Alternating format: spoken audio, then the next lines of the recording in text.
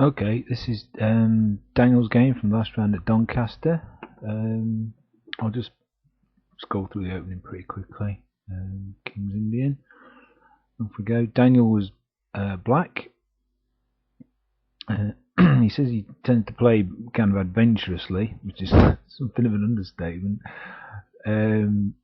When he's black, it's odd because it's a different style. Because I think he said he was more positional with white, but with black he tends to be more adventurous because he finds himself getting crushed.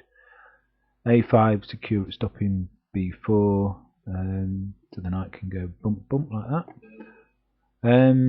Bishop G5, H6. I mean, this is all standard stuff, and it's not really, it's not really why we're here. So I won't dwell on it too long. Knight C5, so the knights come in.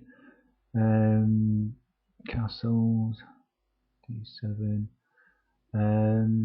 and B3, a move played by, amongst other people, Kramnik. But Daniel thinks it's might be suspicious. So he thought for a while. He said he thought for about 20 minutes. I didn't see this part of the game. I just turned up. I turned up about a couple of moves time, as did Mike, and we both thought the same thing. Anyway, so it's probably a good idea to have a look at this position. Black to move, Daniel to move, and figure out what would you do in this situation. So pause the video and have a think. Right. Well, what Daniel did was this. No, yeah, he did. He really, honestly, that's what he did. And he swears blind he did it on purpose. But okay, well, we'll see. Let's see what happens, because it looks, obviously immediate impression is it's just bonkers. But I mean, let's see what happens. So bishop takes queen seems sane and sensible thing to do. Knight takes. Okay, right. Oh, I see. I'm getting more than I thought, because I can attack your queen. So queen goes over there. Daniel took with this rook. I think he wanted this rook on here for some reason. He's probably supporting the pawn. But he might, there are benefits for either move. Rook supporting central push or push on the wings. And so kind of things are settled down. It's pretty clear what his idea is. But so it's white to move, and what do you do? And actually, it turns out the more you look at it, the more you look at it, the less there is to do. For instance, this bishop is bearing down on this diagonal, so you might want to move this rook, but then you drop this pawn, and instead of it just being a knight and a bishop and a pawn for the queen, you've got a knight, bishop, and 2 pawns, and it's this is looking weak. So I was, I thought, having had several attempts, I thought, well, let's try this. This isn't a knight. We'll go back to the main line in a minute. But the constant theme, this pawn coming down. So get the rook off the diagonal. Rook e8, we'll see these moves. Knight b1, just trying to kick things out of the way. Knight d3, oh dear. Bishop takes, e takes, queen d2, knight e2 check, forking this and this. And it's this sort of it's just this sort of, no matter what you do, you tend to end up in a mess like this. Now let's go. I'm just going to go back a few moves. So for instance, bishop d1. I don't know, maybe look after this pawn, but in that case, this comes in, hitting that and that, and it's you're just constantly running up against these problems. So let's go back to the game. So the main line of the game was this. It was just played rook f takes d8, and white, having seen what the problems might be, tries to defend against them by playing f3 to stop the pawn coming down, but I was coming anyway. Again, maybe trying to conserve material. a3, e4, pawns coming, releasing all this. We've seen this idea. Rook c1, bishop checking. I mean, look, He's just got to move. It's terrible. King h1. He takes the bishop. Queen takes e3, and it's through and it's passed. Amazing. Not only that, it kicks the knight, which undefends the pawn. So material's getting more and more level, and positionally, well, he's just completely strangled, isn't he? So rook c to d1, rook e8 again, supporting the pawn, getting more bits into the attack. Rook d3, attacking the knight, amongst other things. Supporting the knight, but also one square closer to queen in. Now this, it's just, I've played against this sort of thing, and a pawn, if you can't dislodge it, can be horrendous to play around. So white tries this just to stop black playing it, f4. Just to stop that coming in and really not being able to move at all. I don't know if that move was played. I don't know.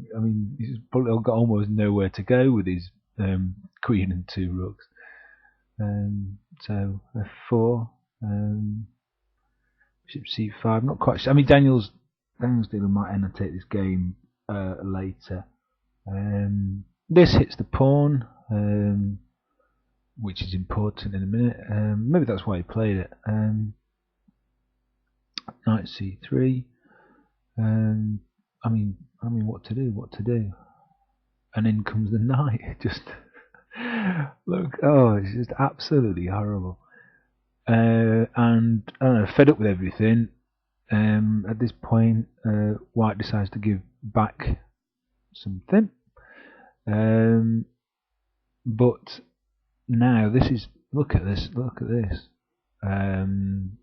That's, it's just, oh, well, it's probably going to be decisive, isn't it? We'll see. So knight here, threatening to go there and threatening this, but clearly it's not a problem, so you can just chop it off. I think Daniel said round about here he was slightly concerned, just because he's beginning to open up, and white's queen, might be more more useful than it was when everything was jammed up. So, but still, it's, still it clearly favours black. So bishop c5. This is important later. It's a good idea to put it defended by the pawn, but it's important. Maybe you'll see why. Well, g4 will give you an indication. a3. Now we go. Takes, and this now it becomes clear because you can't go there because the bishop's on it. Queen c3, threatening to invade. Maybe with a perpetual or something down here. Perpetual, try and rescue something from this. But no, that holds everything. Because he can't come in here. White tried coming up here.